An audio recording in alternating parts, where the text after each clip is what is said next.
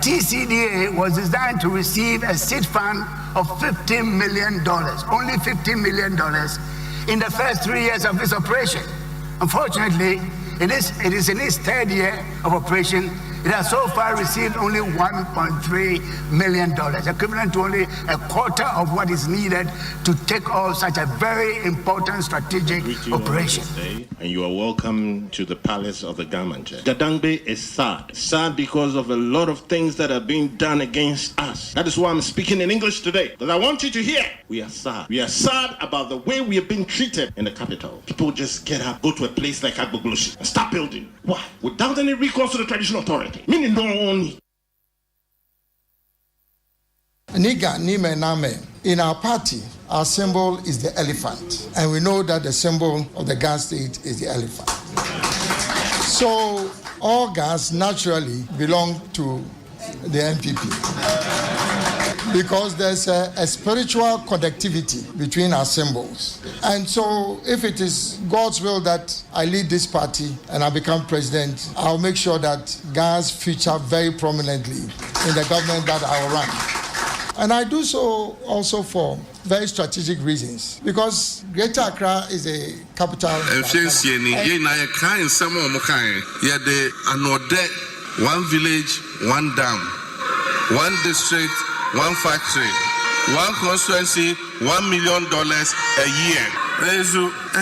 Yadin nada sa yasigana ya mobododo sanyo magina enomokan enom Ghana NDC for ye incompetent enti Ghana for enyi yemfim and so omambo hoi it is a relay race sana rolling share no de mark for omampenyu kufon so e de call kakra e no de ma omampenyu mills de call kakra e no de ma me so me call kakra e na mini apenyi osi onim driving chair obia e no beje on change gear near share or they are to reverse. Mesometica numbi. Mesenana, what they are to reverse, what they are to reverse. Oh, now unim day. Ghana, Ichia, Niako, Yankosha, Yabas, Nako, Shigata move one sound. And then Omakasaka said.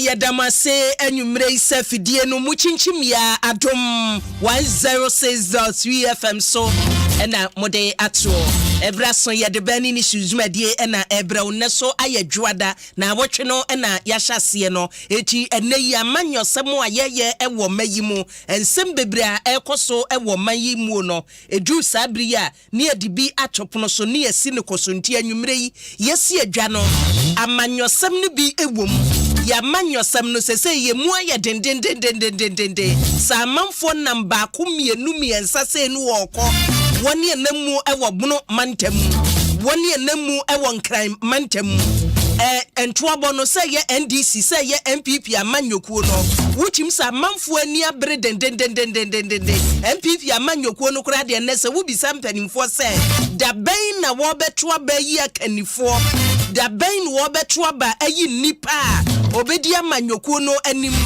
se Franka tu breno se unsa mampani na nado de wawie na adwuma enti hwan no wo ban hyehye ye ya mpanimfo ye no eno na aye nwensen ya wotumi ko nhyiamu na nhyiamu no fra no pekosia na dwodasuom wo mo se ye ntumi ensi gina ye nti ye kɔ akobisa brewane asaba ene o mo ka se wo mo kɔ aba na burubosomi nie ba bi kuro mo kɔ ye no mo maaye nanso nipa no a wagye wo hodie se wo bekobie no wona mu dendende ya enei alankwadwo chematen gamanche na tena ye en woduru ye ensem ode akoto dwa wo honomo wo sere nananom hemfo minya bi amekɔ nananom hemfo se enkran ha so niema ye hia no edoso niema ye hia nkran ya se wo so beba na wo ba de a ene ye wo ba de se de ne agi na wo ba aboye wo sere kwanya no na ne papa koto afiri yesu na nei enane de no ye ne se we no eye manifesto se we no so ye de ahio wono so ne de UPSC na ne won so de ne de atudwa ene agreke ho documentary obi adwuma bo be ye no twokonkunu ne se wunyuma ebedi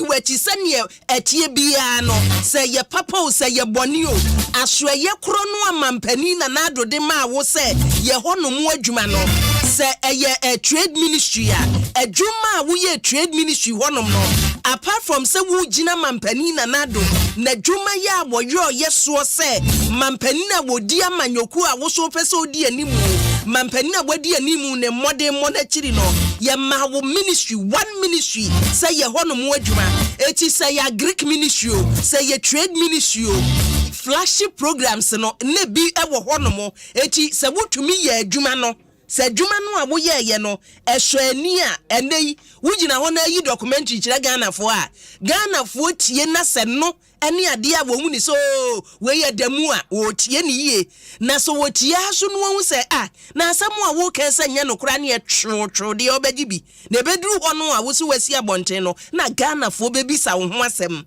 alankwadwo chematen na muoi se one district one factory no we wonwa ye gina so ya wobetumi akase no so na mi gina na me dia ye campaign anasa ye wo other programs a me ye under ministry ya se mampani na nado na me kan ne wo mamu ni nyina MPP ye no da nchen a me metumi akase under ministry no ma ye dwuma ya esombo ni nyina aduru ho ebre no aso enti afi na nyuma no edi mu akiri no woni pakro ne obekwanya wodi kwan utimi kwan ko na Ghana fo wani Ghana fo ye waso Ghana fo ye wohwene ye hua ye tie ane ye te so enti niemu kan nyina na me yo ye no ebre no aso a ye de beto nsane ye so ne yakariye ebre no aso ya ye betie se wo asem no a wo kan ye ne ye de hye bonsa no adwuma no watumi aye na se wuntumi nya ye ti MPP amanyoko ndie ene nipa bebreba a wayi woti no ebi wa akontabuo ya ye betie ene mampani dada ene onso namu buno mantam ti 2024 no go wingo ye kwa no wutie mampani dada Obenfo John Van Satamese one day so wodi akogu eti nei se mampani dwoma amaka se wono achievements bi wo hono mo ya wo gina so e wo se Ghana for toma no a ne wono ye no ene wo ka se say wo man na call reverse sa call reverse sen call reverse Ghana say eye wasetena mu eye comparison Emua muya na ona we na teso ana we Ghana fo no ana ya de betoto ho ya de betoto ho ne ya bisa ye ho se biribi ya atwamuo no sen na na etie ana dia na muka kire Ghana fo ana mo ba ye dia na maye akwanya no wo ho se Ghana fo be matwa so bie mu a ni nyina 2024 ye behwe na busua nwumre die mumye nkwa desua mu because what for show me ya desua mu nsem so won so ba ko a wahwira betum na wotwe atwa mu ye wie ye say school a mum performing non-performing schools say school bi mwo ho modern a ye beto say school num krokro asem we efri mresanten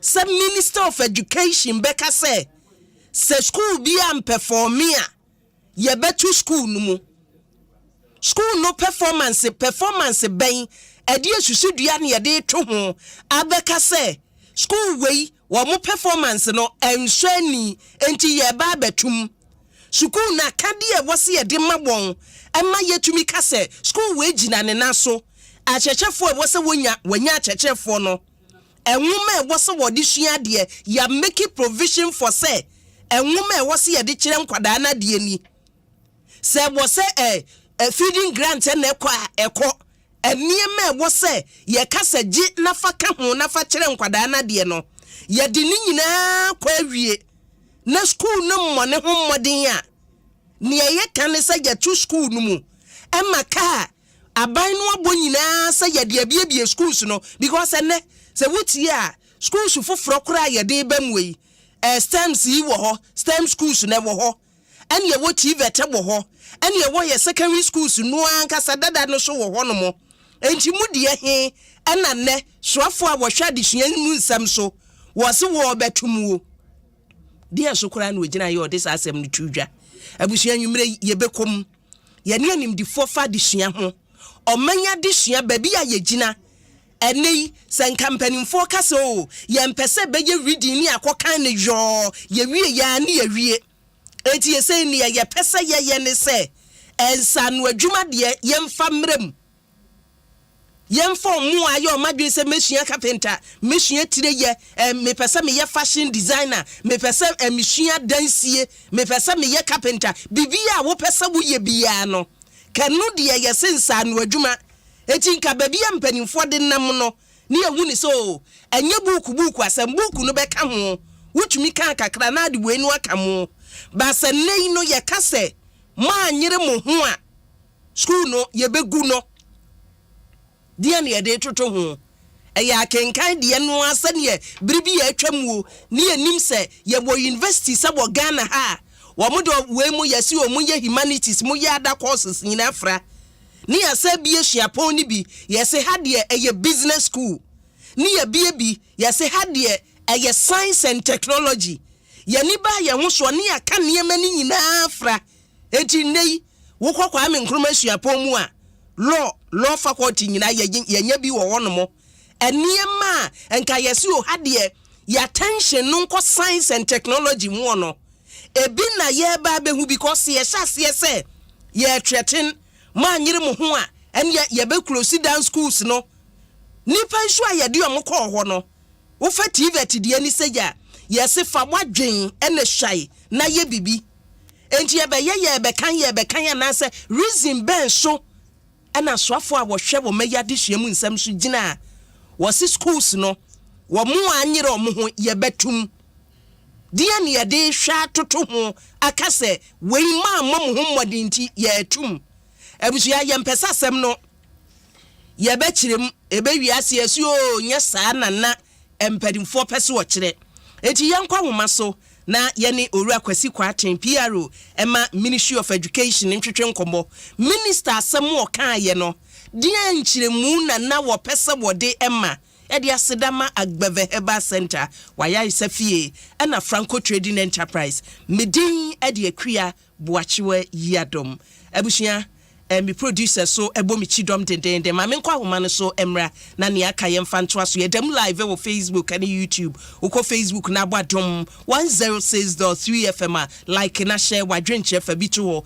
YouTube so subscribe wa da bia ye ba ubeti ye nka ewo ho eja kwa aten madwo Anyway, so boko de yes, I don't know so yɛda sese wagye yɛ so anwumre sese mmɔfra no a wodi kan yakɔ sukuu nto aso mu no sɛne na ɔhyew ba bamuo placement ne ne yɛkeka ho nyinaa no sese bibia akɔda din wɔ mawie oh well sese obekasa ayi puma because majority of students are quite so eja kwati mese ono wadan ho kakra ma wa homa ni twitwasi mpacha otimenka sese de ye mpacha to asoma na wo kan bibi fa enkwada no a wakɔ suku foforo suku ntu aso mu no ada me ka se obuka eja ko eja nya bawie sese de adwobrɛ emu adwo bebre na ko ono mu school so mu nyaaye se one mo mu ko eni sa and also teaching and learning activities ashase and will be our own enrollment to be ever for quite so encouraging is onko enroll a break now so in term one will be to me ako na omotima akotwa on more additional so bibia ayeboko yo yemfa enkwada dodo a na wo hawo a mo share dabo atna ye bi ewo mantamu ahodo se wutimi kɔ sensachira ye bi ane ya ama sa problems ni nyina no matimi asolve most of them there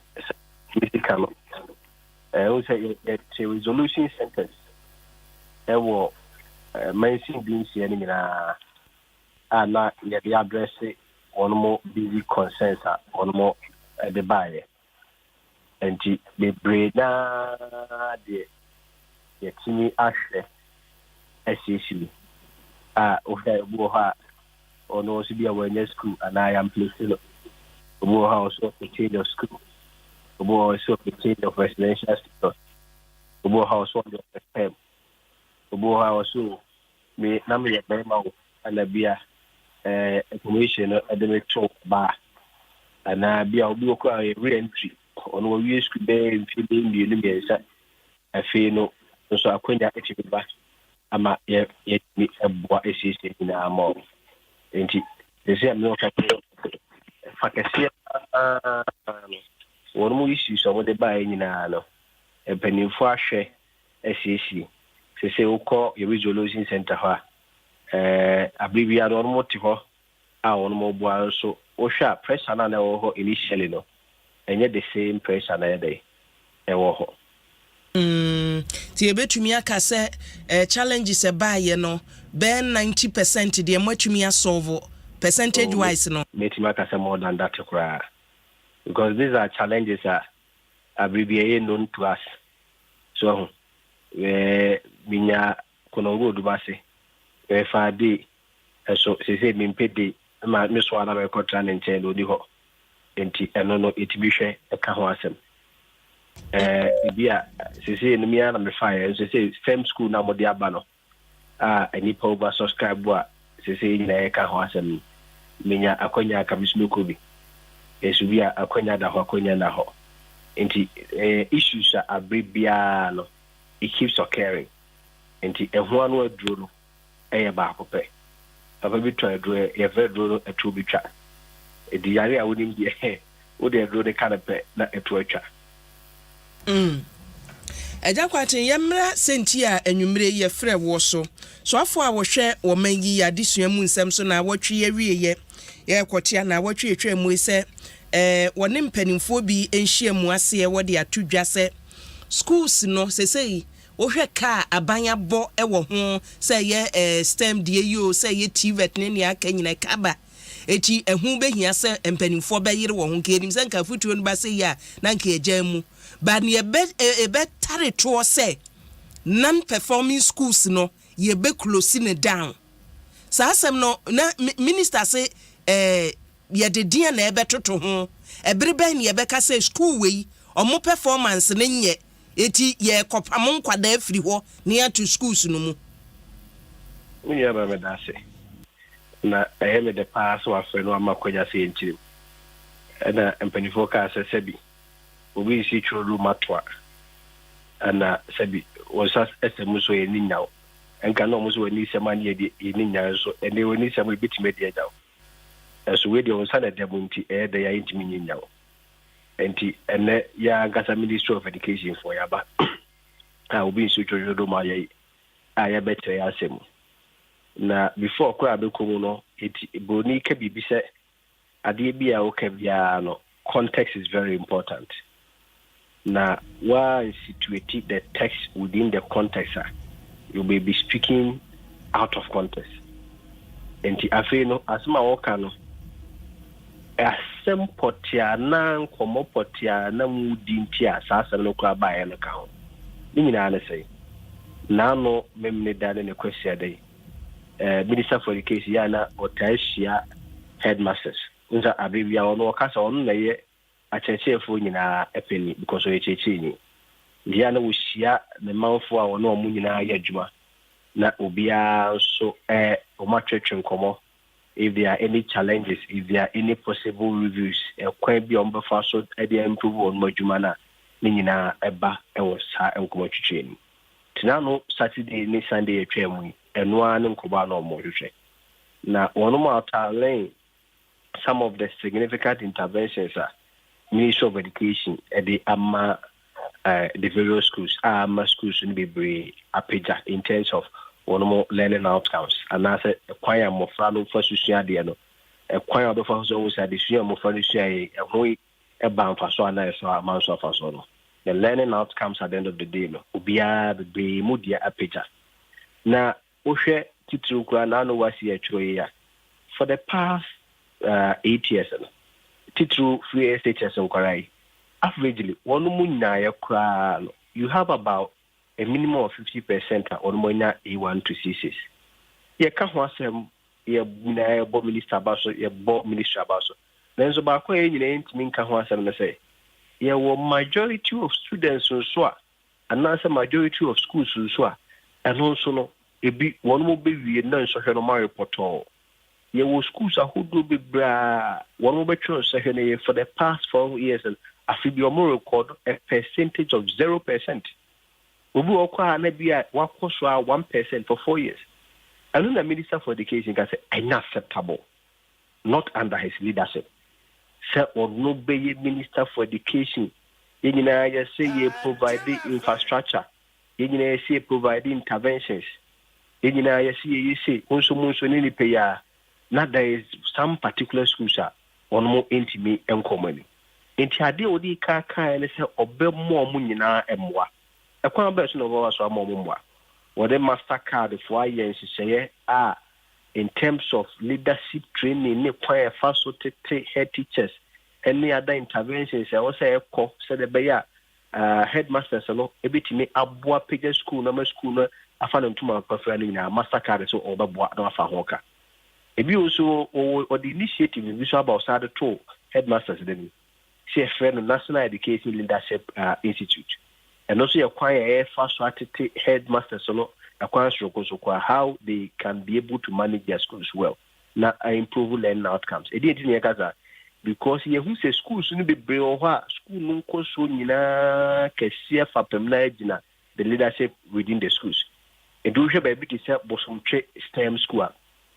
Fin kwara subscribe ya manabo so a former headmistress ana assistant headmistress ana Wesley Girls ya de ko or the Wesley Girls and Tetayano Echo into my school in Jupon. School bit is a hantamai. Head teacher and a headmaster or coil. One on the Coupé school. Mea de Biamica Mini Kruma Santiatim Domia Banfim. School be a friend over my and then probably bray and a person or moko over my air Santiatim. A school be what before you hear Manfred girls and a Methodist girls. I want Manfred come here. It took leadership. I feel no school exposure for the school no call international competitions. I feel any penny to good school so. Na enya good students na school no kwa na ekoso. And the Minister for Education essentially saying say Yes, ababe na afemudie. Also, leadership also counts. And remember leadership training, remember all the needed capacity to enhance your work. Now, so yeah, the mamu we na still mo score 0.000%. Akwara bi akwa ndi ba pese be place na ba ho.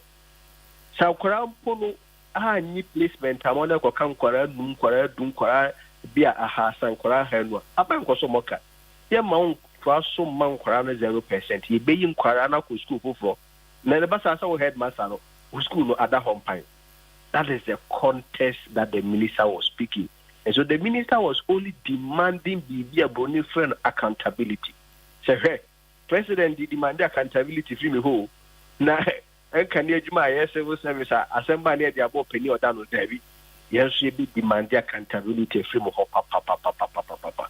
Said Debbie, and the minister finally demand accountability. Then tell ma we a headmaster what problem here be an catcher. Who knew problem a catcher me? Na mi siesie ma unwi e ma on sa me ma 0%.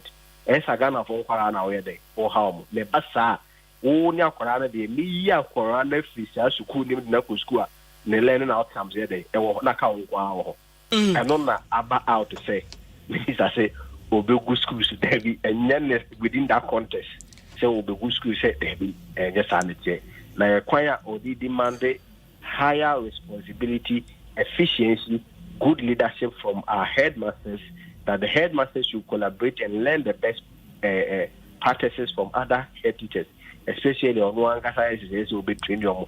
So that ultimately will be able to improve the learning outcomes. Eja kwachen ye ba adesua mu a ehɔ na ye kyerɛ ye bibi fa research ho sɛ decision bi na wo take ade bi a wo ye no enye se bi a wo te da asiabra no amakora so wudi kan ye nhwehwemu fa ade no ho sɛ sane wo kan emode mo no ebi de wo soro ya be 50% sane wo kan ye ebeba na kyese nkwada bi apase na ebi so de awo hɔ no mo eti yatumi aye research atumi ehu sɛ be 30% to 40% or more schools are emmo wo ho modern no emfonso no headmasters ene nam wo so ma ne ba ana se bia enkwada no ewo mu a ye bobna ena wei ma ya akade ena enam so ema modern mo no kofem ana se kwan a ye fa so kire wade no akyekyeefo no mfa kwampa so nkire wade na ye take decision a yatumi aka say because say ye research a ye hu say ye headmasters mo performance mo ka hu na niema no nkonti no ye be close down school na say be take decision a be affect mo headmasters no because ne ye kan si ye ka say ye close down school a eja kwaten headmaster na affect no ana say student a wonu nim say me Sunyan secondary school ana say bia me kwa akraka na yatum me student na be ha me ana say headmaster na ha no research ben na tiny za decision asem a minister kan ye echi ensemi de me ya mo bu se sembe me san sem nine na abomu chichemu na yi ano me yere me ho ayi ya no se de ubisa ya no de di kan no me di kan a kire se o hwe schools no afufobia na ewo ho a leadership, not only leadership, but of course, you can other variables improve learning outcome. Nina can be na improve learning outcome. Most of the schools can make it available. But one of the key variables ube bi bremu ha titu Ghana memu ha yemfi ye nishe kese ba akopa has to do with leadership. Aye then na school ani e friend tepa. Na obi enim ene tepa abagidi na school na efe le chance bontifufu ene chance bontifufu abaye one of the best schools na no school placement ya ye any probably epe Methodist girls even sebi esene every girls ekoba say it took leadership. And so yes, the other variables may be constant, but you cannot overrule and underestimate the essence of leadership. And so minister someone who say, look, you have to set up. And yet woman inquire day ballot. Oh my example be no charging the headmasters to be innovative and creative and bring interventions that will solve problems. For instance, headmaster umofra enyadebo English and Nkuntebuo. Then I will maintain physical education. I will name say any examinable. It be 4, 5, 6 subjects. 6 courses and 6 times within the week. Meanwhile, if you have maximum access to 2. So that there are those other instructional hours, what the be English be the count what be the basis of English. So that there more flannel a bit mania and not known with him anymore. At the end, as religious and moral education is examinable. What you mean as religious and moral education instead of saying I'm crying 5 times or 6 times a week. Matters why in the mass and ammonia, I don't know. Mumma mass prayers and then more nothing and non quiet to say another extra activity being at the Emma and Haralo. So he's just charging them to be creative. Said the headmasters to be a free school should be a call a hantamaya almost a hantamaya sebreno. Again, because the context is very important. This is not a public declaration. Say Minister Bidnet TV is no. Minister was speaking with headmasters. So Minister was speaking with headmasters. And so if you are speaking with your staff, now what charge your staff will say, you should be able to do A, you should be able to be B, you should be able to be creative, innovative. Then find such an emra, me home for so. Actually, so no. Who said, I say, Minister Castle in Quarana, a diana, and no school, a diana, a basic crown, a benefit, and answer how man I such as your one. I don't see a question a mood. Na me chire muka say ye ka say ye back of minister ka say bia obegu school. What essentially saying is say I mean yeah near why ye tia asma baba ne kai no. It was basically rhetorical question. Say me dem kwaraba na abribia mo 0% ya. E dey for so by na won say e be koso amam kwara na test. But say be yin kwara na ko school no be perform ni abo mo. So essentially make sense of school no. But what was the context? The context was basically saying that I am making a decision to help and support the children by getting them to school one more home. So the context and the background cannot be ignored. But what does they represent? It will represent a minister calling his 2 ICs and his second in command. The other commander says, hey, look, I am the chief commander. I am sitting up, and this time around, I am not going to take any excuses. Meeting Tahoma, everywhere, Obank water school, on score 0%, no, Murphy, then can't say, oh, you know why that. Sakrakona, you had no committed this girl to me. Sakrakona, had no call or remind you, yeah, to me. Sakrakona, you had no call, yeah, Hantamand or yeah, no, they. It means the leadership is also key. A minister is not going to say, leadership is also key, or monster or say, I am going to also give you the required training and all the needed assistance. And it made the mouth of failure. I want to make him Quarano ahead of you. I will side with the children, and that's what the Minister for Education is saying. It is so far the needed assistant, say, Yebisa Ministry of Education say, mo de mo to nsane so na mo bisa mo se akade e wo se ye de ma na adesua no edimu no ya provide and still ye wo sa non performing schools no ebida so ewo mu a mo provide akade e wo se mo provide nyina na akade e no se bi provide e na other schools no mutimi pass. So and me who say the missing link or the missing variable has to do with leadership. So, because textbooks, all schools, training of teachers in the various schools, all schools in Ghana, TVET centers and TVET schools here, it is across all board. And the others will be performing how they are performing. School be and to mean Kase. toda feeding grants was empany for de ba ye betiemu atiemu eniema yensa nka ne ntem enwoma was a banisa niema no etie no ka ho na modern morning to me enkosoro school bin to me en status argument no minya ba sama e kan e schools are one performance here for the past 4 years when you 0% to and 1% to it one the bia when the na no asem issue but preseki the onya the problem da sana ye kan so those are a normal bit messy within the management of the schools where you may have a challenge and those challenge and quickly the ministry will intervene and whatever agencies about stock it outside there or whatever. It doesn't stop you from deviating from your core mandate. But a non-question say a no man uncle. In America, core textbooks, you school be in training of core teachers in core service. You school be in in terms of recurring expenditure, it will be a man. And now a year or more, the sum will be 30%.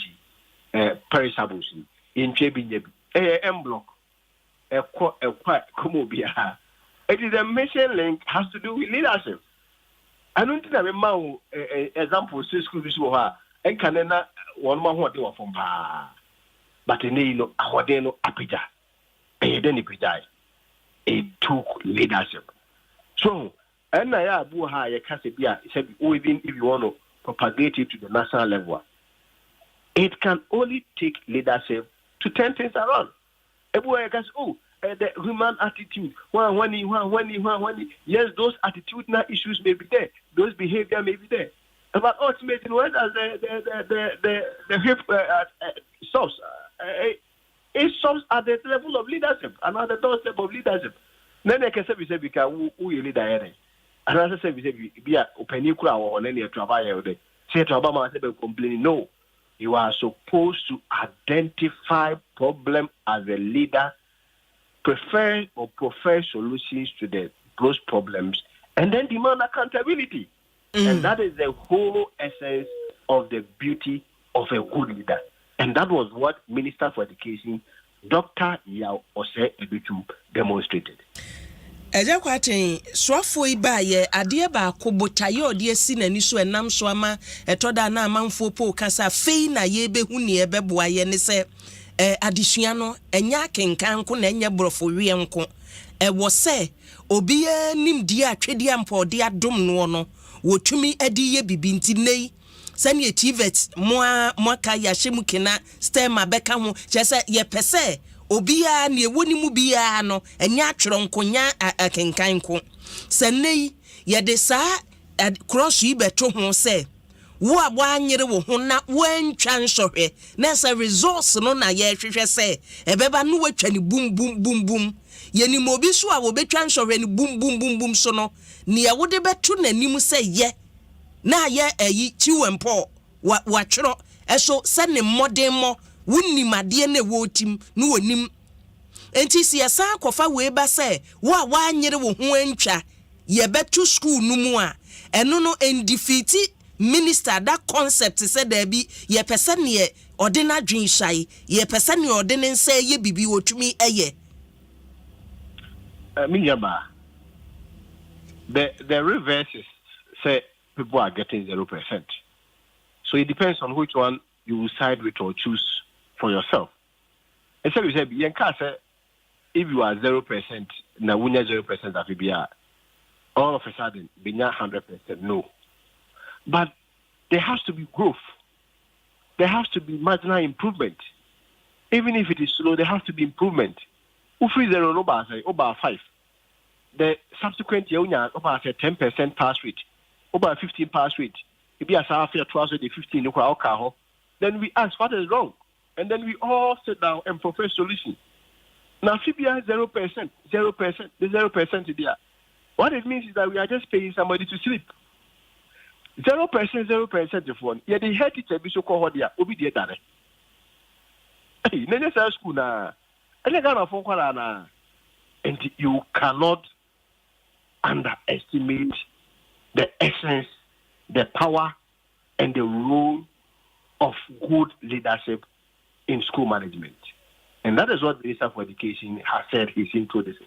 It has nothing to do with, say, in terms of the learning outcome, you know, everything is entirely dependent on, say, there is a percentage that somebody must get.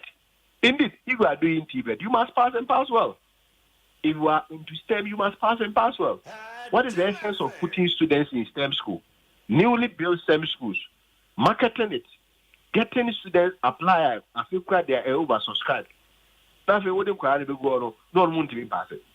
When we chose is 0 pass rate. Where I call in at F9 the goofy. Now for that or better I say I did our wire papa. I will full bien you qua or the back sound question we move in female and female with Jack around the time. A man is 0% you could fear. For any better. I will full be a better say. If there is an intervention and innovation and responses that you, the headmaster, who has been to be the administrator of the school, where was TVET? Didn't it take leadership to now make TVET of anything? Kabahe. And then afraid the stems of a Kabahe. And then afraid the BC Nanon Quattro Yanka upon one symbol because there has been introduction of serialization.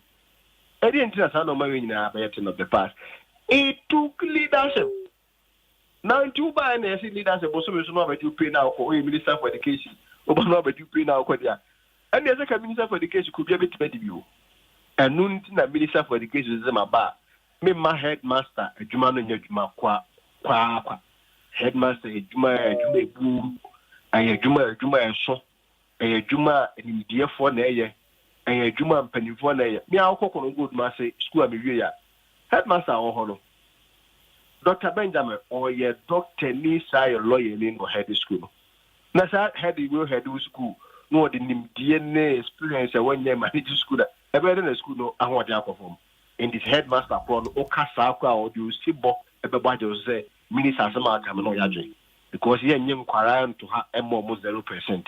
And I said yes, I better memo for the share day. And I said yes, I better now if there is any challenge, and I quite do why in I be show a man and that is what the Minister for Education tax superintendents and answer the second comment. Yo, Mamma Fetish ni ye a drink today, and Mount Asembisa na Evria Mejawa Mwako Samo Labisian or CBY. Miko School or University of Education, Briniba, Equa Gente TFA at the Chile. Na Omuchra ya diana, Asamo Mokachre and say, Ya can't dissuya, and Crabatem you. Me Chechin no a metra diano, me was said dear. Anna Aquadano so a metra na diano so Ewona said dear. Na bad time so cra dear assign abem. And tis a Quabase. Me teacher Nino near Sasa metre, a bria was a Mikoshukumu. Ana headmaster wo da shuku ano ne yesese wo ye wo no aye na famudie na ebi kura nkwada no na enhia de a eye den ene ye beka se headmaster ne achechefo na sotwen ne beko wo so ne edikan ne etosum yenu o se new curriculum anase entete foforo nwoma ne akade foforo a ye de abase ye mfa nkyira de no o se dodo na ye audiovisual eso wo classrooms government schools no wo bamu a ebi why ye ni dan kura no a chese ye de nkwada ne tim na yakase ye yi bibi TV so ama o mahwe eti wei wo be ye headmaster mfon so anase ye hwan Samuel Labisian edie no no eja Dedi kai say if headmaster does not have any role in the school na ye say mo fa no kwa bitima tran ho asua o ma de One restoration, females as no man pass it ya. And yeah, school never headmaster Antoine. Ka headmaster bia ni wa be kutu so nyejuma. Because after all, Nkorana bit you mention madi. No, there is a main reason to a headmaster at all. And other work schools and other school Nkorana. And nunti na other school headmaster ni dina. Yeah, you work on good lesson. Sabre of a one to one, where they could do off. What then say by a bro who say a whole day a conform, what the baby a friend of Don Pepper by. Konogood must 5 a.m. Now, a demo was yadi. Now, what's your mother will say state, they will say state now. afi mo be prepare bani mu won kakran na bo servia makwa assembly ho upe umpo 1 hour 30 minutes ahmachi ubishia de ansa na nyumre so prep no ye didi awie no aka na ye didi wie na we wura dem na we da na we twi mo se on peneta mo didi wie ya mo nkwata se don hwe ba ko na bia na ntwem ho atwem ho wie yo bia nkwata se no hwe de ono an na mu no ama woko mofra we head na we am prep ono ahwehwe it you dare not miss prep. That is the leadership we are talking about. The best person the headmaster be a ebegu emu nebegu emu no say school no about ko ebi why and when they say they have really a role to play. They have a role to play. We are not saying that we are blaming them for everything that goes on in the school. It is a corporate and shared responsibility. But there can you say one of us said yes, so I also a more year a man school no fun into my paper. No, dear, I was here no more the A. And then I had myself call. But some triggers who go and be and ya headmistress go. I feel oh, Pia, person never come some triggers. I had a hunter my afraid. Oh, here school placement. I need pa fun for baby a quite and I hope you. Better these guys, I don't feel any paper water. I mean, you have no message or the buy was so infrastructure and when nobody is saying it's infrastructure problem, they are fixing it. Now, say, you fear no cry, I tell you, air classes and I don't know. If I am about this, I won't think that so, what are we talking about? I am not saying it's an excuse, when there is no infrastructure, it's an excuse to shift blame and now responsibility on head teachers. No, that is all I'm saying. Yeah, secondary school myself. If you look at the declared vacancies and there was secondary schools this year, so you're placing we are all eligible for placement. We have about 40,000 spaces. Still spaces better school work. In this secondary school, there's infrastructure. No, I can say, yeah, already your excuse. Every secondary school declares vacancy based on its capacity. And then I hope maybe a more better, more more day students in the secondary school bed was one to be to my school say we need infrastructure. And I said, you check a year of recurring expenditure already on Yabi. Recurring expenditure based on the number of students.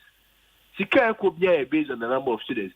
It will be Tiakra, no percent cligo, ni pass letters in a while. Sika and then one day be and no my economy. The same as will be a tick on a good mass, and also the pass letters in echo.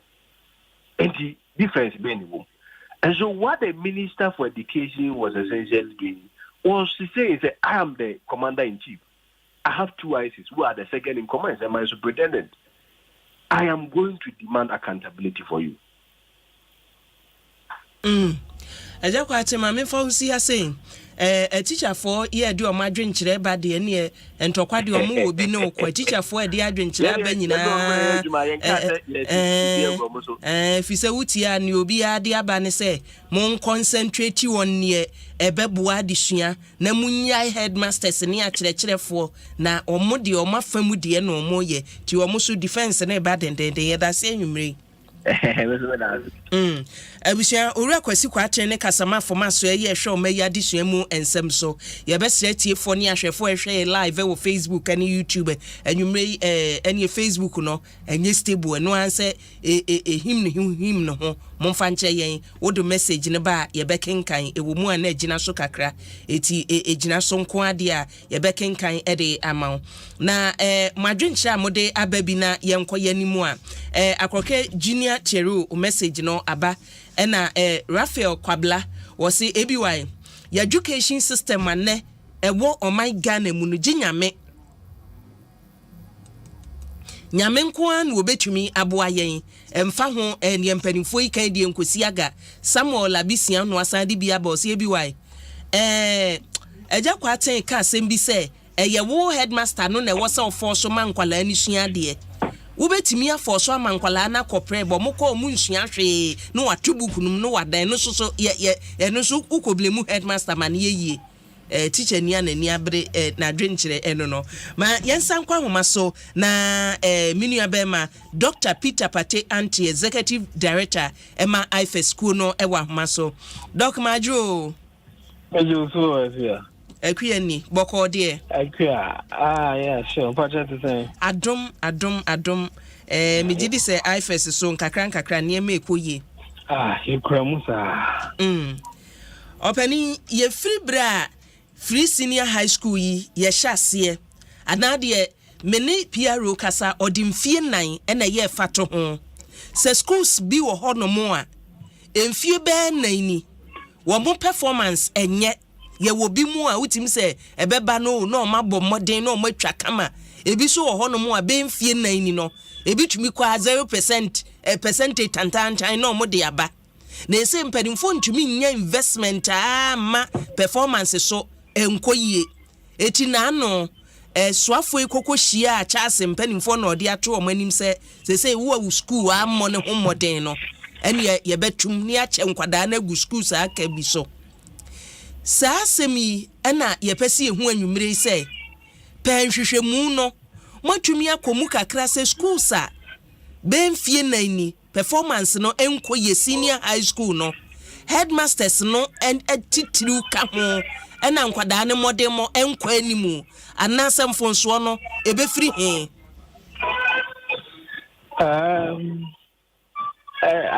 some way there channel different angles okay say rare my main was na me deal with this issue in the first place interesting say and many akwatin agiatum say certain schools despite the investment free SHS schools certain schools are still not performing because we have had this conversation before.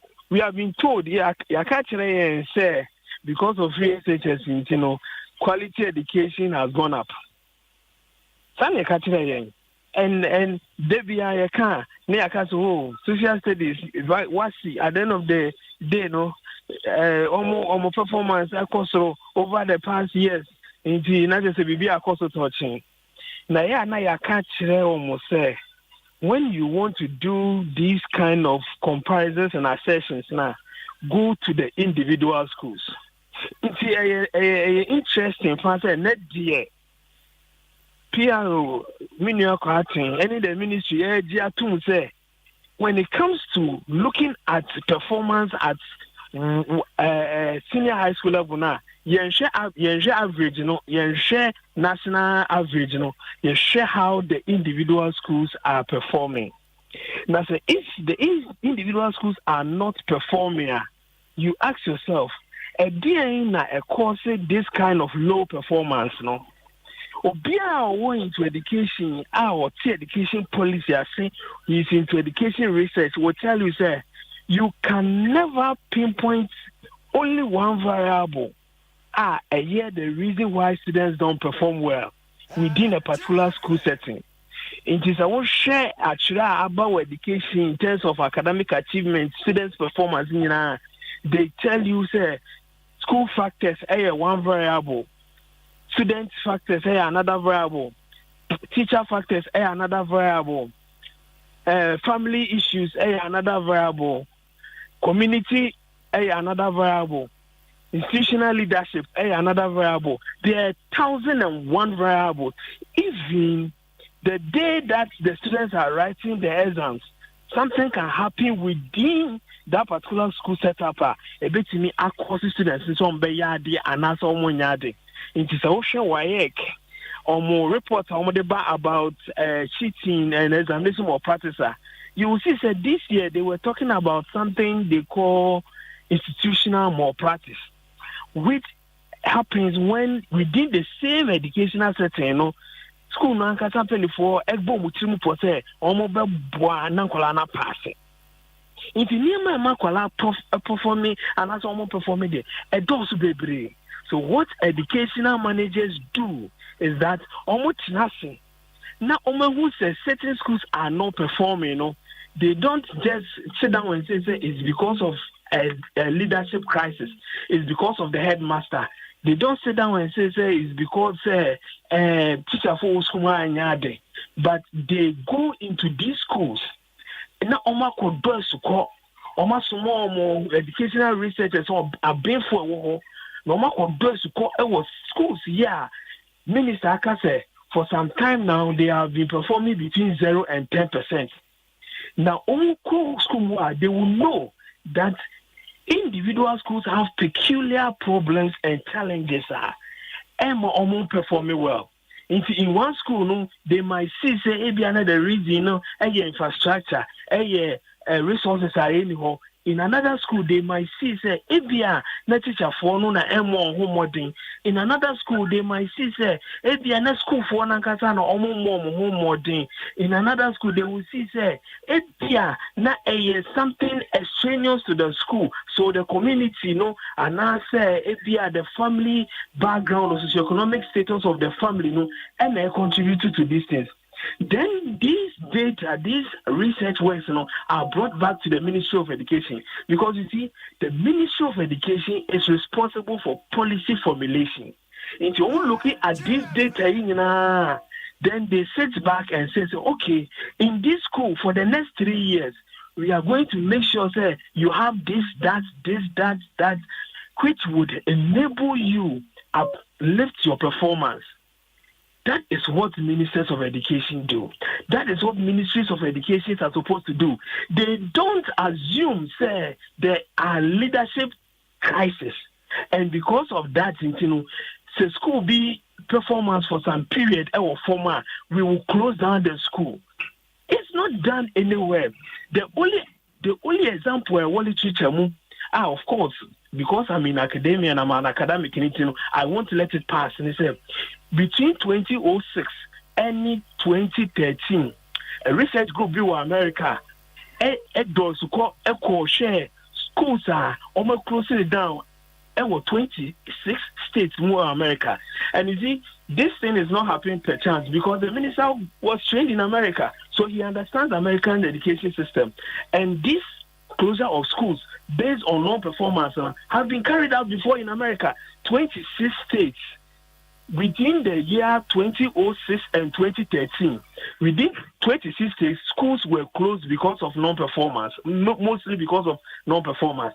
Now, I've been for the major finding is that although the schools were closed and the students were shared across board schools, other schools, whilst the students progressed to the final year, they were worse off. You can't say worse off. I just say, performance in that school, on previous school, So this is a scientific evidence to show, say, there is no way that you can use the closure of a school to avert the low performance of students within that school. So that thinking, is not scientifically oriented. It is just something minister no feel so between because it is easy to do. Because the people at the center of this, which are the headmasters, into almost kasa. Because almost kasa, the first thing they would have said was that, Minister, someone who came there, how many resources have you given to us? Because he was talking about intervention, 3 years intervention. Go to these schools and ask them the kind of infrastructure they are dealing with. Question me put you to him on say akadia mama makadie and a performance no ebia anko ye. Ono no answer ne say Seba say ye distribution in terms of say ye textbooks, say ye feeding grants near what say kobiano. Ye distribute no pepe school be a nyebi. Eti ye den na ye beka say school be a nyebi, but omodi on performance no ye good. E bisu a nyebi enunti no mo weye. It's unfortunate. People don't understand education policy. You see, when we keep talking about doing targets now, they don't want to appreciate this. But that is what is showing now. When you do a policy on a wholesale basis, to say the same thing, without understanding our peculiar need, near here, was a buy and turn one farm my now for say because you have the resources in also be the same thing. This is the end result because educational policies are supposed to be targeted. You look at the peculiar challenge and needs of a school. Now I then what go in. Now I can introduce you. If you are doing targeting, you will not be giving the same things to the same institutions, and you will not be doing the same intervention across board. Because every school would have their needs and their challenges, and the needs assessment would bring out these things that the school needs. And then you sit down as a ministry that is responsible for policy, and then maybe you group these schools, non-performing, average performance, high performing, and then you now go in and then distribute the resources based on the needs of these schools. We are not doing this.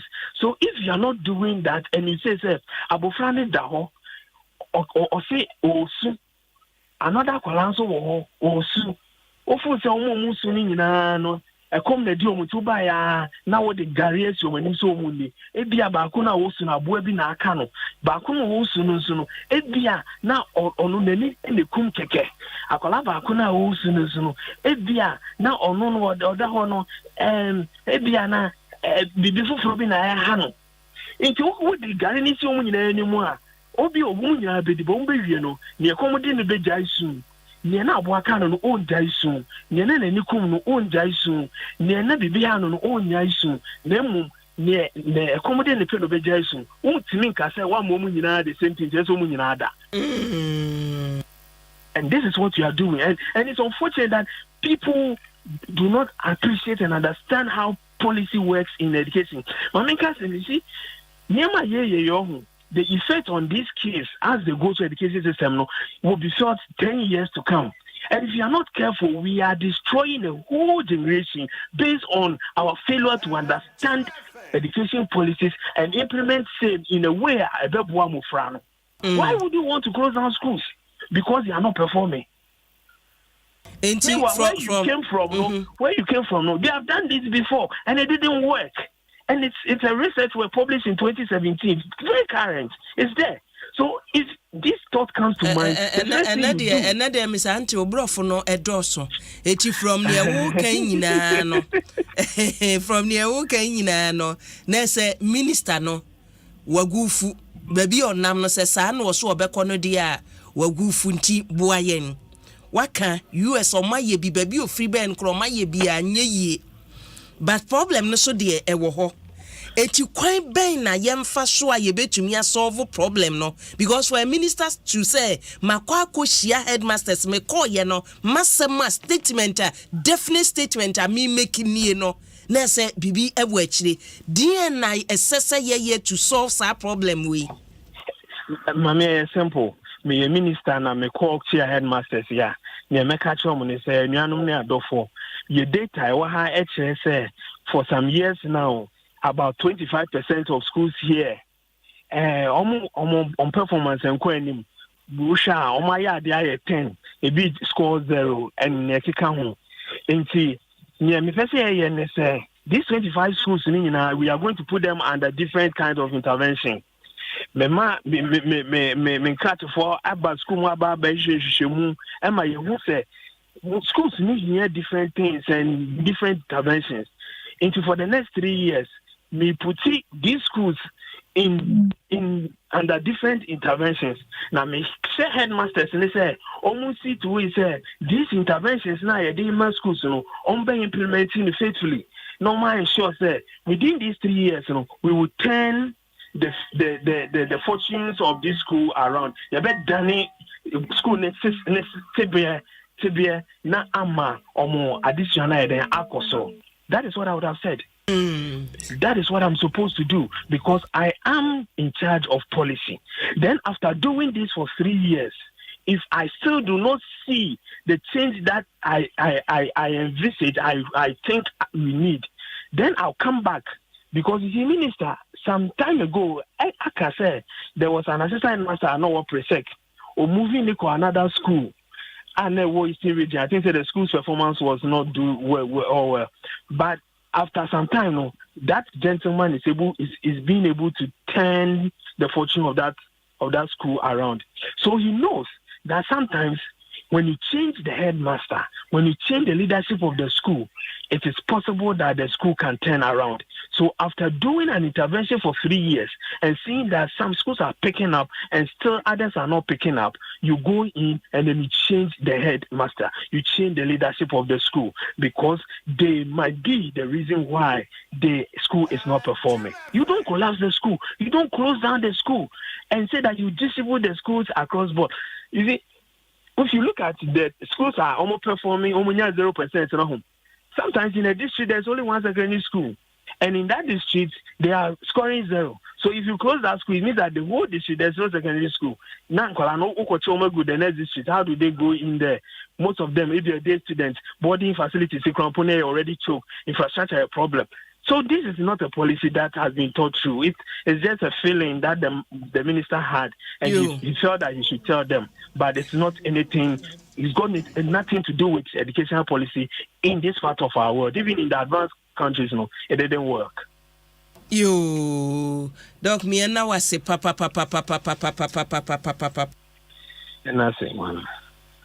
Me and now I say, yada wase anwumre busuani ayeti IFES executive director ya wodawa no Dr. Peter Pate Anti na yene no atwetwen enkomo no na adwenkyira Richard Obesedie aba o say adia kadia pa wo say yede ma yen na etumi de kyira de no yemfa ma ye beto sabre textbooks ne niema ye change sa curriculum new one on mote ba textbooks akade no omo so omache nye obi a na enya bi ye na yenye da nkyira de ma nkwala no basic schools no niema nkoyi eno so ka ho ye komra hyebadwam monyamfo kwabna ma nkwasi ama woni chairman education committee honorable majo no mami boko de ihu announcement fantia kwa boko de boko ihu announcement ye da nyame ase ebufuonim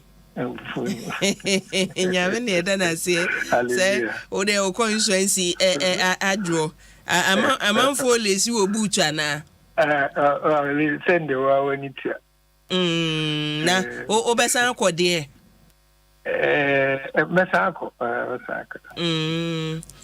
amanfo elesi ombutu na chese mu emu ayehye eja yehwe ne ebesi akire duru ho no mu a ne ahwe mantie ne mmaba ebeyi omuti ne ono abo guarantee ombetimi ono abo ogina guarantee so yada se nwe ono abo minim sa wate ne esoafo abohwe wo mayi adesua mu nsem so ede kotu udwa na watwe mu yawie ne memenda ne kwasi adafa schools bi a beto sabre osi abamode mu awo bonyina wo mo mode mo nda so wo from 0% for 0 to 10 eti anhwe ya ye betutum sa asem no abamanim sanna ye kase non performing schools ye betutum education committee betachire ami akase schools we mo bon toto ye mo danye ye nti ye tutum yo mami mefa kwenye sinu mechia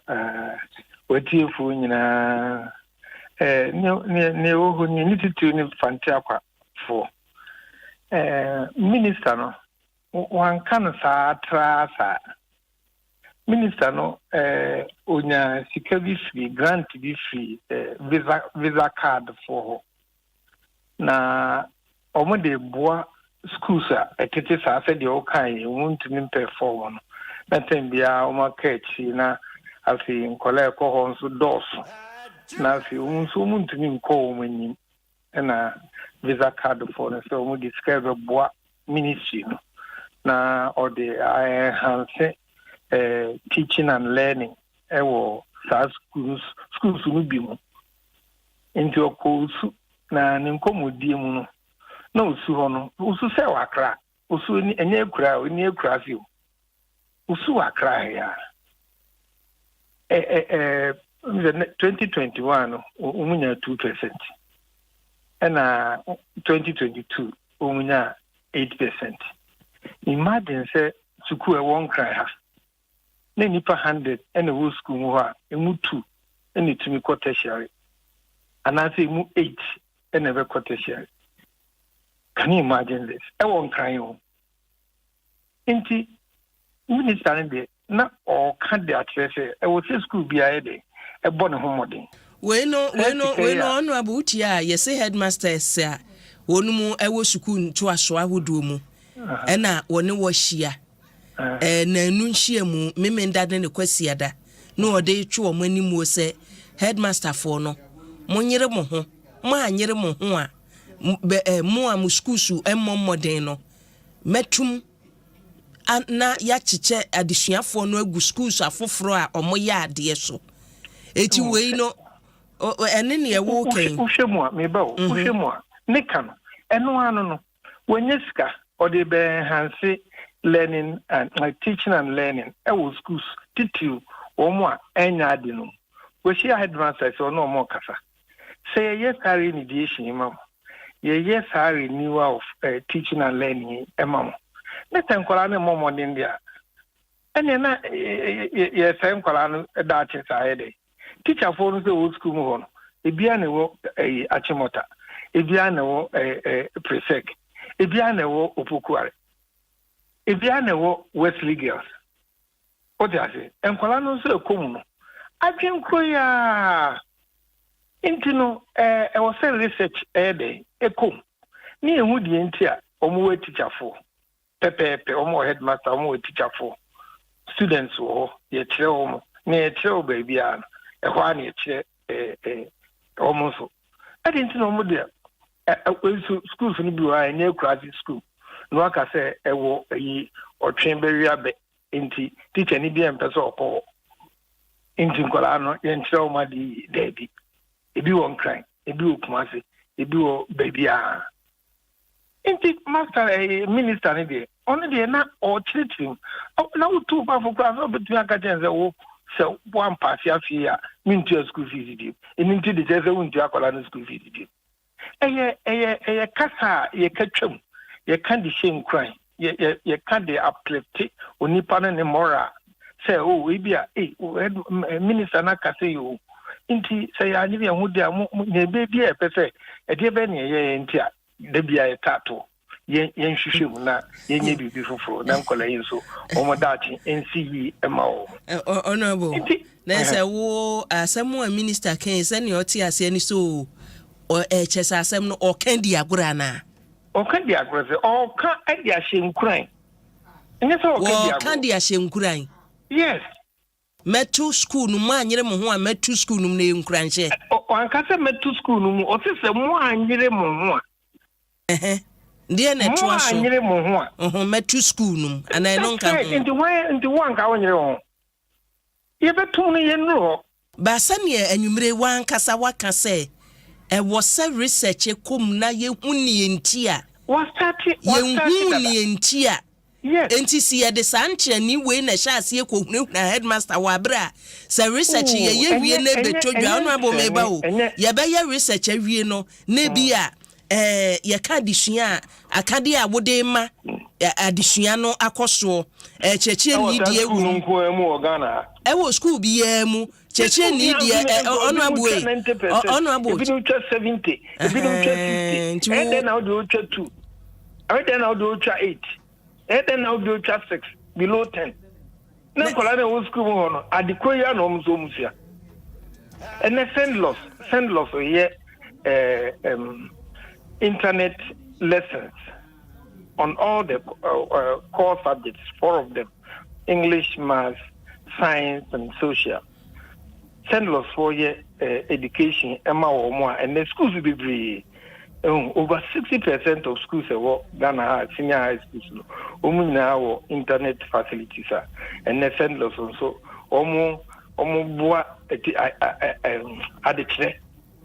apart from the teacher in the crowd or a demo or some connect and also send loss site also ubetini and say for it is a YouTube wobɛtumi nso asua adeɛ wɔ hɔ weinom ne interventions a yɛde aba yɛde boa senior high schools no sɛdeɛ ɔmo nso especially ɔmo a ɔmo nkura especially nkura se ne kurom nyinaa from near walking honorable from near walking abrante yotwa 780 sɛ no fira de secondary school from near walking na kyerɛ sɛ betom ra hyɛ badwafoɔ pono so sɛ schools ni bi mmɔmmɔden eti minister edi proposal ba yɛntutum a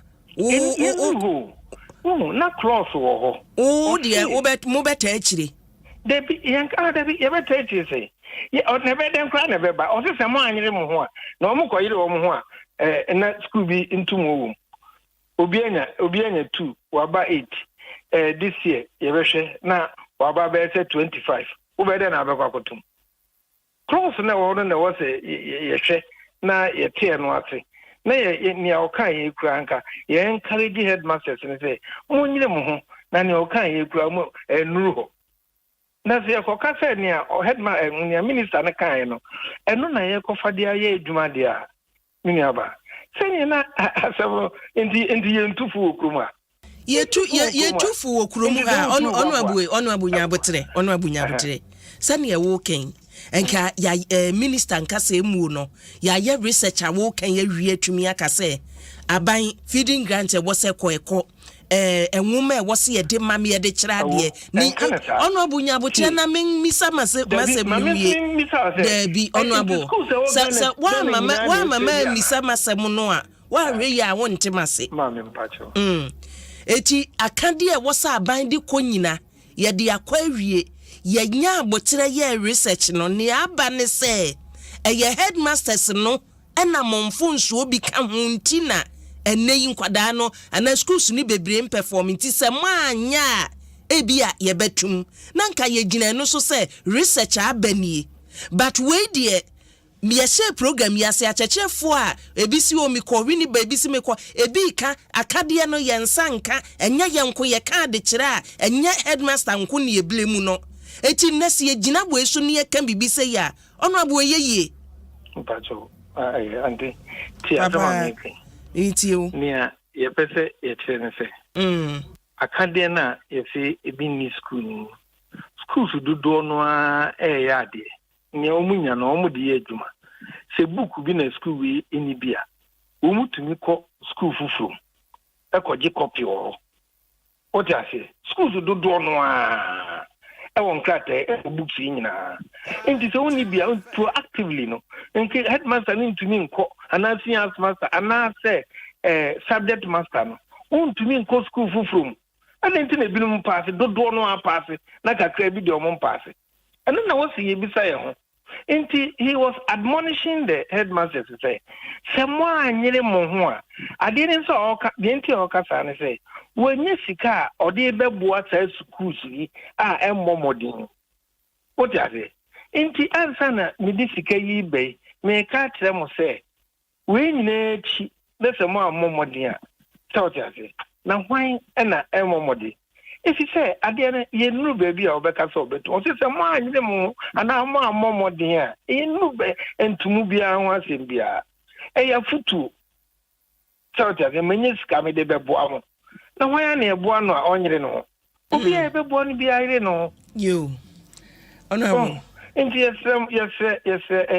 schools enema na enkono de enti schools any center school bi e be 2% ade na ebinum tumi twa 90% na ebinum tumi twa 70% ebinum tumi twa 50% what you say na ebinum de omo de nkra 0% 1% 2% 3% it is bibi o honti ska ba e de be boam enti se de ska be boam de a ye be make sure say mo be yade mo anya ade a betum ye no be entum bia yo honorable yedasi anwumre yo me so me da mase Abusia chairman ma education committee mrashebedwe monumunyamfo kwabna mankwasi ama fantia kwamrashebedwe ni na yatene nka no oga wulisi ebiwai me de fully me support minister decision say schools ni ebi headmasters na amwa amamode mo na nkwa animu a yentum achechefo no ne headmasters ni bi aye too complacent wo omadwuma omuyi mu wo mfa de kire serious monitoring ne ye wo so omoye no omonye nti eba ne saade a e wo se take decision e beboa Smiler Ibrahim wo se mehwemo efi atoni Elvis Kwadwopoku wo se asembisa foforo eni schools no a omo bo modern no eti apese e chesa akade bia wo mo de omo nsa aka eni nti na omo de omo eye ade no menyi ni sa se ebi ni facilities ni bi na nso omo tumi perform no na chese ye wo bi mu so wo ho no mo a omo de oye omo dan a omo perform Raphael Kwabla wo se omo a yesi ye performing schools no omo aggregate na yesen yesen monka na mintie ena Mercy Kujo o se me support minister decision ne papa wonya ade nti na wo se ye mam kwan se mu operetie Richard Bill owusu o se ebi wai problem a ye wo my Ghana mu accountability the bia you call for accountability you beka say ye mu nkonta pe na akoya asem say woka say Ministry of Health ye mu nkonta buei woka say education ye mu nkonta buei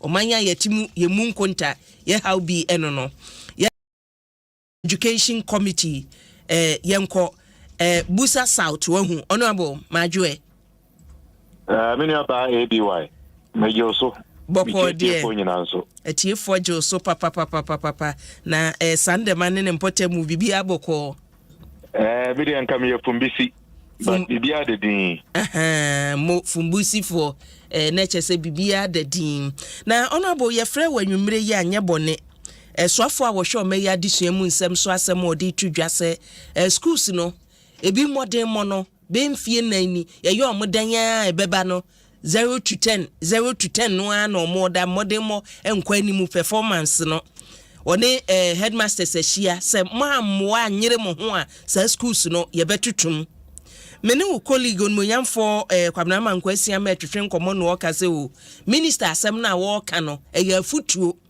anhyeda nya asem bia che se wo se ye fa no dendenden na ya futuo wo adesuamu no wo de wa kire ade adesuamu bebre na wunim wo mu se ba se ye ka se school bi performance no wo form a contributing factors ni bi dien na sese ye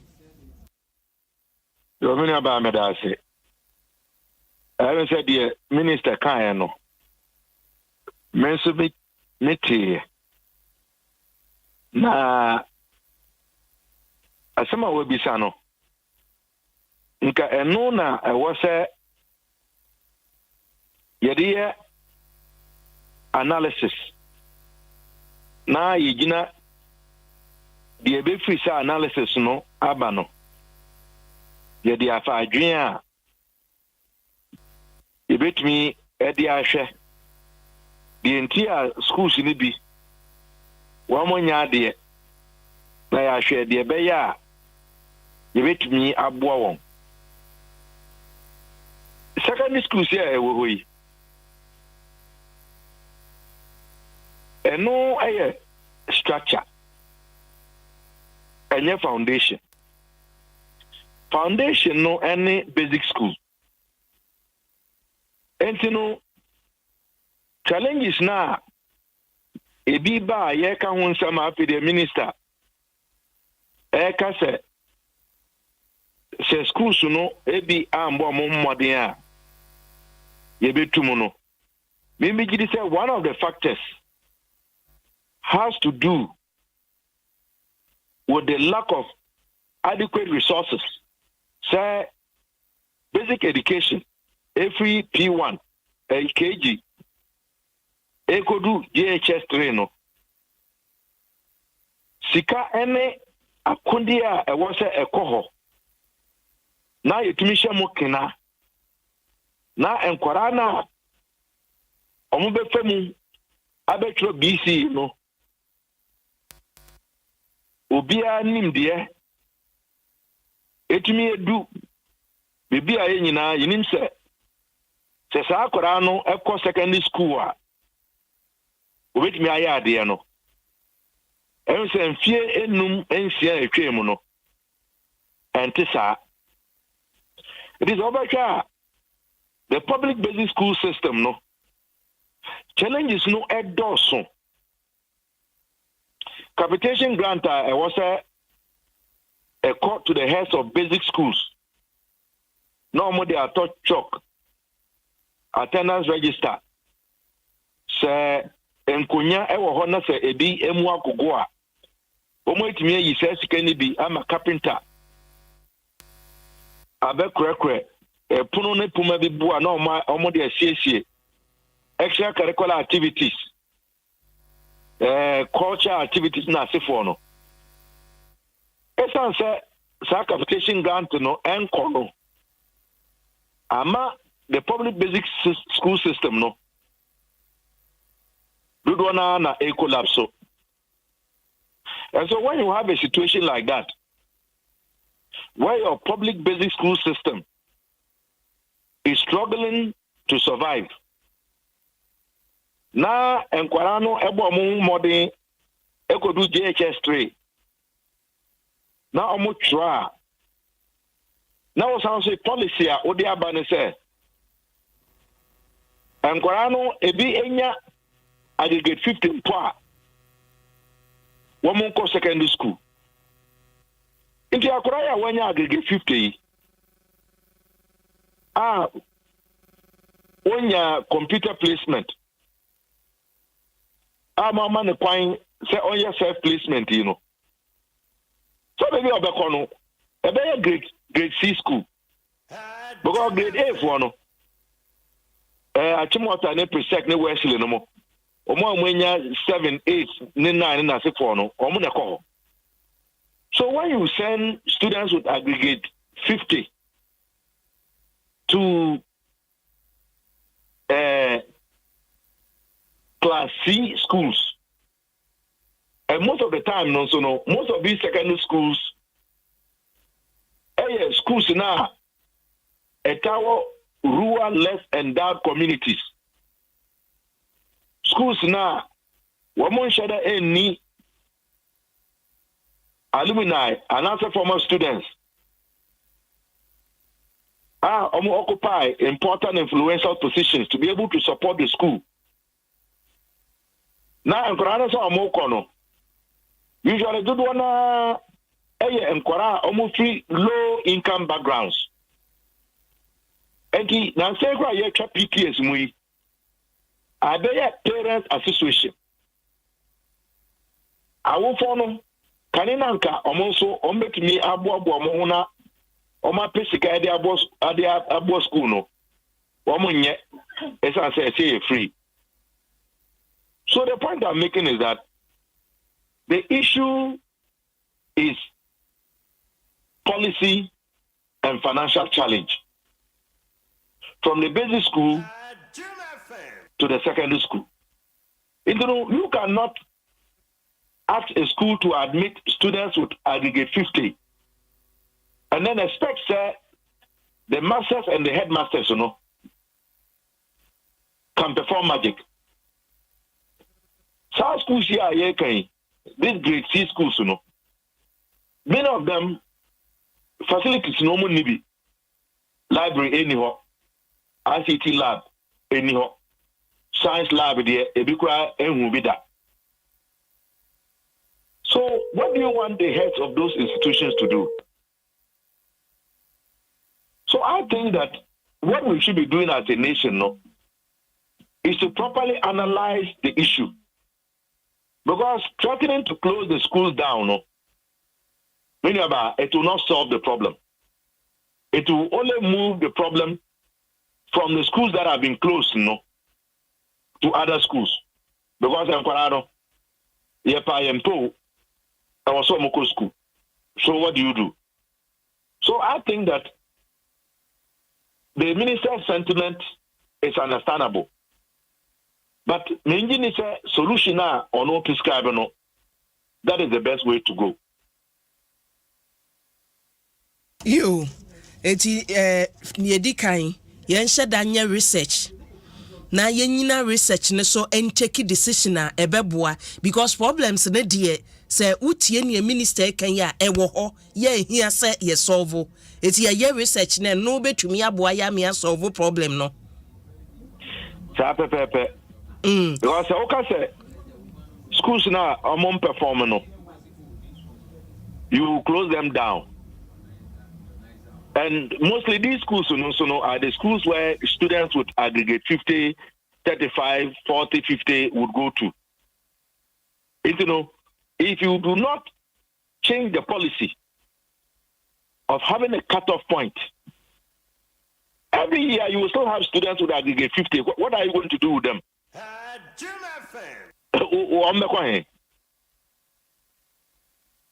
And as a minister, headmasters, they should be innovative and to introduce intervention programs. We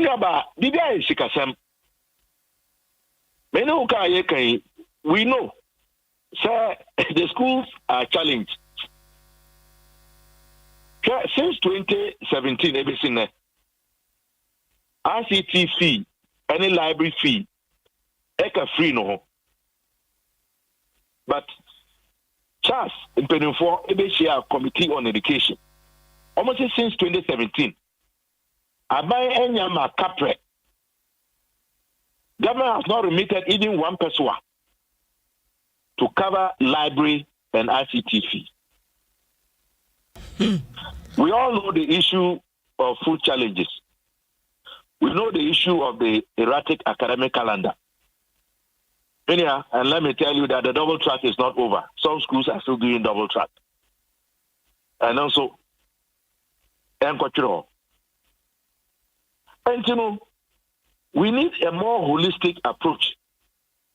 Mimaka said, we should work towards making every school in Ghana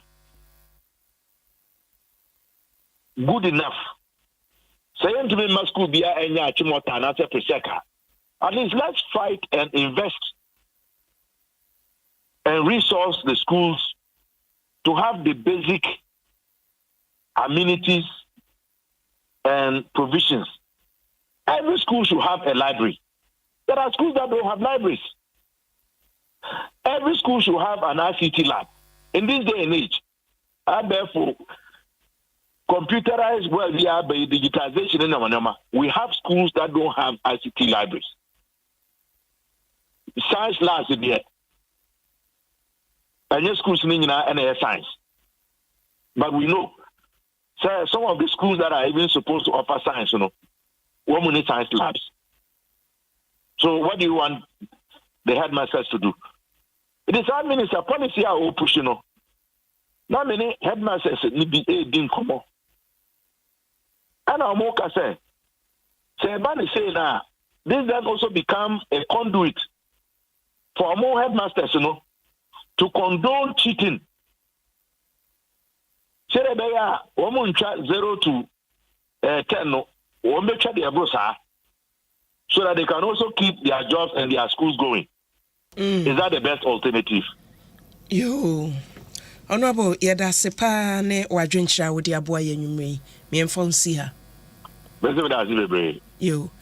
Abusia eni ati ye onumunyamfo Clement Park Deputy Ranking Member Education Committee ye wo emrahebedwem na yatenene no komense piletu osemene Honorable Yawadutwum eya adwen ewo nasem a oka no ho David Churchmensin was say schools no empanimfo no nyiro mo ho mo mbake up kakra abai no ye na famudie Mercy Kujo also say or support minister decision no ana Elvis Kwajopoku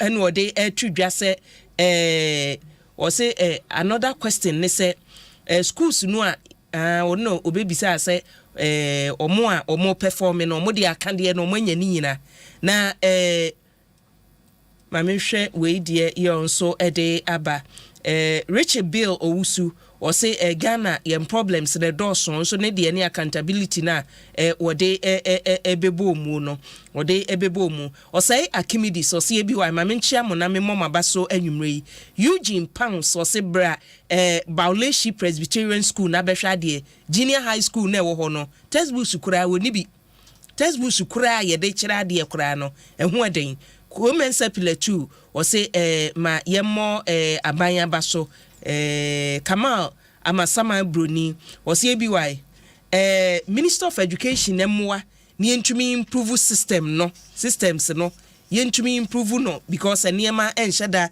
enkoye esa abusia mame nko ahomaso na me ne Owura David Pra Deputy Director General TVET yene no entwetwe nkomo na ye hwe fise ye kan na amamfo da wani ade akohwe TVET se na ho aggregate ni enye ho ne de wo koye performance no yenhwe ene niema tesen ejapra majo ABY boko de meso meje pa muhu pa ye da nyame ase na no soafo a wo hwa adesua mu nsem so de asem bi atodwa da bi wo hwe investment aban eye wo adesua mu especially with regards to senior high school no asike kom eti yentumi mane mase ye beya na modern mono ebeba abonten na poto ye kan say ya manfo de omani behwe woni a eje ntete yensa no adwuma wo sua bibi afa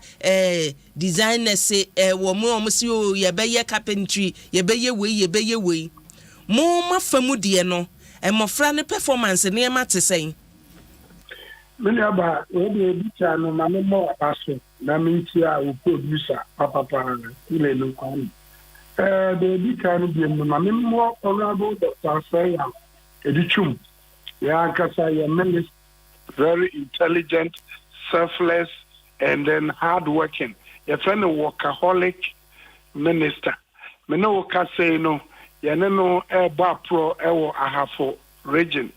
Ya call baby dre. Ya call go so hwidiemu dia nkwanta akrodie edoso. Ya akokɔ ho a ohwe nyuma o mampani na da dankwakufu ado. Ene na ban bo Ghana ha esewani na esese kachiro ye bola na do abaso minya ba ye kodu akrodie one of the STEM schools ye sin wo ho na ukohu one block e dan kese esene yanom blocks be 5 bakope ebe fankura almost about 2,000 ene ye de omo akomu one dormitory ejapra ye kan ye unim meba o udenya abotre mo de ne de meshada mo abafie ha na ya sheda koni nyina mu mako because TVET no ne STEM no ehia ye papa ba enwumre de ohun se ne u minister ka performance ne de no ne ye pese ehun se apart from say ye de sa buildings yi ba sika ye de awura mu no outcome not to saying me say wa no na me so just few e meba ho no. I just want to say the government is investing a lot in the educational system, both grammar and TVET. Now, about technical and vocational education and training, who say answer na MPP bebano, and na danko kufuado bebano. Not TVET, there are about 19 different ministries, and they're running their own TVET. ISS, MVT, and OIC, no much a Ministry of Labor affair. Now, share even a bit to say youth development institutions and as a leadership institutions. No, much a Ministry of Youth as a we share community development schools. No, much a Ministry of Local Government as a we share this agric in TVET. No, much a Ministry of Agric as a we share to say a Ministry of Education. No more TVET institutions.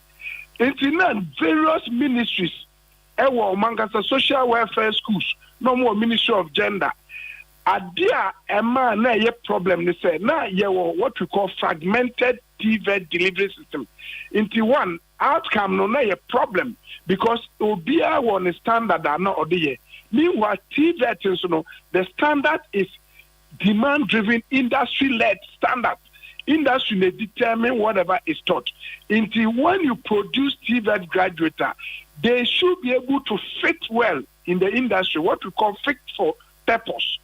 And untino, ana erama usini dako awuti, nyamincha de romampeni afan as Director General, me bone chidom, usha array nemisha duhu, sanya onim TVET or TVET practitioner.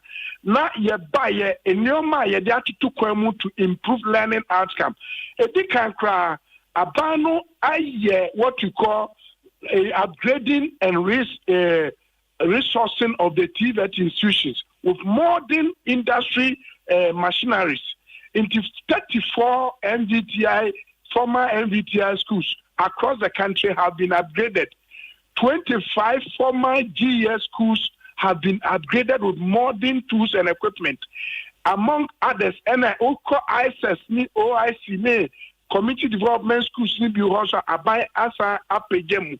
And until you now, at least the idea kono Buankrano ewo omadishem because it curriculum no so the what we call the standards no me industries no from sector scale bodies omuna lead the curriculum preparation into industry nankasa a part of those who prepared until when we are doing the assessment we use the industry standards assessment system no and a timi ede boa again you institute a different capacity burden for the staff sisiano next yami boa next month e rama usi ni da kwauti and minia Dr. Fred Samwa akabom ye be training all the TVET institutions across the country the staff so that at least they will also be able to impact very well. Any industries for no resource persons into a friend cosmetology. I'm say a video friend hairdresser and say a cosmetologist specialist and they lead the teaching so that on the industry standards no more impacted than the TOT almost no accotre others no. Then again. The friend workplace experience learning, ABBA, and encouraging opportunity to go to the industries to practice whatever they have learned and also to learn on the actual rare machines and equipment that they will use in the industry. Nature say, Mumu dear, say, Nipano aye titi wono, and titiano mo bejino, or my ye to a mopeti manyume wo Ghana ha se ya wo tumi akoboa ye nsa no adwuma mo hona mo mani hwe eti yentumi mfa we cross bi meto mo ho se wo a wa ntworo nso hwe ntwa bia no ye begu school no mo de na no mbamu okora the woman say we can see Honorable Minister Asia all the principals of technical institutes. No, share all the headmasters of senior high schools. Share headmasters Saturday, share principals Sunday. Each of these, I want to focus. And say we should produce TVET graduates who are competent and fit for purpose, who will be able to execute what the industry wants, who will be able to also revolutionize the country's 21st century skills. Yes, Ghana. And you wouldn't call industry with me. And no, sir, I put you no. And encourage yes, Yamwa, Nangrano, intimate and share the part. Miss Afra, Miss Afra, wouldn't my science no, I can, but and also no Nino. It should be what the industry wants. Yeah, that's a pan in Chimua. What they am I if you say, you can't say, yeah, why we are now, man, for your money, but near TVET name, where stem now, we are bet tuning in money, but in Chimua, what the am I and you may know more, ye bet banner, ye do be fear near share. Nipa dodo a mutumi fa won se sei sene niema city no ye be hyeda mo ba studio ne ato aso afri ho yeda mase pa nyame sho pa na nyame nka ye ho enche ewurama usinje kwa wuti me ye be lead press conference me a chachiremu sene zia intake naba sisi a TVET na yakono na fo enwu sa ampa TVET no and the fulcrum of the country's development. Yes, that's Yes, Mr. Pra. Ebusia David Pra, Deputy Director General, Emma TVET, and Chemu and what they am I into a modi baby or money sheno. And ye ha kra brofono ne nia kano ka ho kenkan ne twro ne so hwe ne ka ho but enye ho ne hia wo bebre nipa no awie ye de no epie baabi se kokoye adwuma no a obetumi aye baby ayedru no ye can industrialization say no na sese ye adwuma na se hono wode wani ahwe kama amasama broni ose bi wai Minister of Education on omwa no muntumi improve system no si ye beka se o ma anya de ye be chemu agusu ye be gu school no yemfa nye school ma ni nye yemfa nye niema e ma ni nye na chia lawyer Jerry Ahmed ya dodo na friend say ni aka na ayira entumi ama abusia mamimie nwuma ntum 0302216561 and 0302216562 betumi afre na de wadwenche abadwumadi no eso Ebenezer Wesley o se omonwea yi akatua so ho omokeka ne saa no sika wo mode ema no yesen enya no enya atwem wanya bote no atwe no mako na edikan oso wo munwina katua ho sika wo mogie hu hia enya no enya atwemsem Ebenezer Wesley na dwenche yode abano no na Eric Bande osie bi wai minister no he's right her teachers no ebi mommodern wine ebi mommodern enti wode nani kwa wo so saa ebeboa me baba or secondary school mo she's been complaining say teachers no omomma mechira ade mpo yes na teachers mechira ade and headmaster no school mo onya we enti wose edu omoka ho abusuan homa no mabi atum 0302216561 and 0302216562 Eugene Ansa ose bi wai mamenchia mo na dem aye late na nana Dora grandson mampon chiano emame hello everyone eja udini baby afrefe oba ya santo on radio oboy ma papa woni amo ani fitani me frefe samanka yo amo ani to asoma ye breni ti wa ya de we de mami choka kumanti woni minya ba asema wakani nyina huhia na mo ka me ko amadwia baby aduru aggregate no enkoye 25 we bua and so papa betu do akọ private school no fa akọ private school so baby na sa wo hu ne se cut off point no ne yenhwe very good ke boy pa do ko re bebre no awu se o yi 50 obenya school no onye ne hu su ade so at least e ba ne sa e be boy na ma ne mo so amaga na akọ so yo nana mwani yedase Ado Francis o de wa baleti kura wate ni ye ka mo hello everyone eja udi ni baby afrefe hello hello nyam asomegwe asama mama ba ko pete enkanso nana Mohammed to asoma me da so bebe oma okro ma na juwe yina no me ya fantastic nyama o me da sitanyina ayesa pete yemesre ejuma bia wo hia obi a wo school na yeyi achimota no a omo so mo pe 6 o mo pe 8 enti akwa be na be kokọ a ontumi ntworo mpaase na aka asie na ya pia kama school su bi mu a na se performance no so enko yia. Hello Nana Mohammed Fachame Frempon Manson o say ebi wa mechiamo many education minister ya adwen 100% weni asema na nsei na Professor Ade Kano ya chesa amamfo antina se a ko mo kope no aburu no bra UK na behwe school bia na employ teachers ewom enya ban na fe teachers no a distribution school kro no o he teacher ni kura wo modern mo no kwa animu no wafa wa ba school mu ho no mo sa pepepe na apply to hospitals ani bibia ya recruit nurses ay hospitals no na recruit nurses no so wa anye ne sa da bia ye benya hawo etini minister ka no ne kwa so ano no hello Amisco Spelela adwenche yode aba o say muma yen support mampani na membu no good evening aja udini baby afrefre and but some Kashafi I cut it down Yo. Yes, do they do. Yo, do they do me and you, Eja? Mammy. Eja. So, what I can work accountability as a man and boy. And what so, you better start the way, I saw what Ghana accountability. I saw what saying. I say, yes, walk. Yenny accountability in free ho. I never say yes, what I say. Can I buy yes, one? And you want about to be able to my yard. Mammy, you but yes, walk.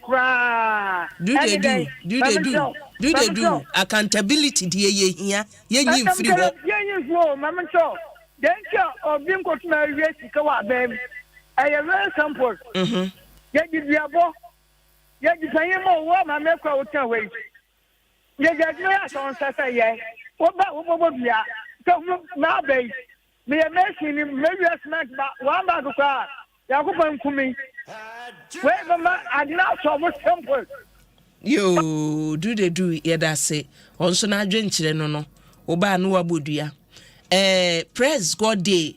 Was it woji akwada wo wie suku wo yi 40 se won ko suku mu a wo expect se akwada no wo ko ss ho na ekoye magic amano a ehonum na obekọ akọbọ ne ho moden wuntimi na obi ye dada ye ho ye nyasa ye dada ye ho a ya nkasa ye bebre kwa ubetimi de sa agige 40 no akwa disco anase Wesley girls wuntimi nkfa nko na mose so mu ko gu school su bi mu na afi ombeba na omatwa 000 omo di aba mo so wo mabon afiri mu a press God day die no. Hello